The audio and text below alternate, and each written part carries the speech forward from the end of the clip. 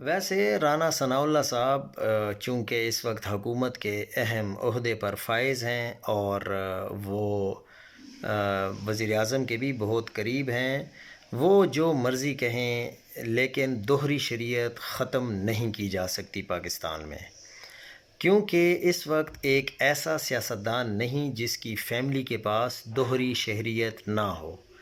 آپ نواز شریف صاحب سے شروع کریں، عمران خان تک آ جائیں، ججوں کی فیملی، یہاں تک اس وقت 4 فیڈرل سیکرٹری ایسے ہیں جن کی دوہری شہریت ہے، سرکاری افسران کے بچوں کی بھی دوہری شہریت۔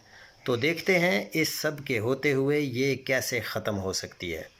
سوال ہی پیدا نہیں ہوتا، کیونکہ ان لوگوں نے پاکستان میں کمائی کرنی ہے اور پھر انہوں نے ملک سے چلے جانا ہے، تو یہ کیسے ممکن ہے کہ دوہری شہریت ختم کی جا سکتی ہے؟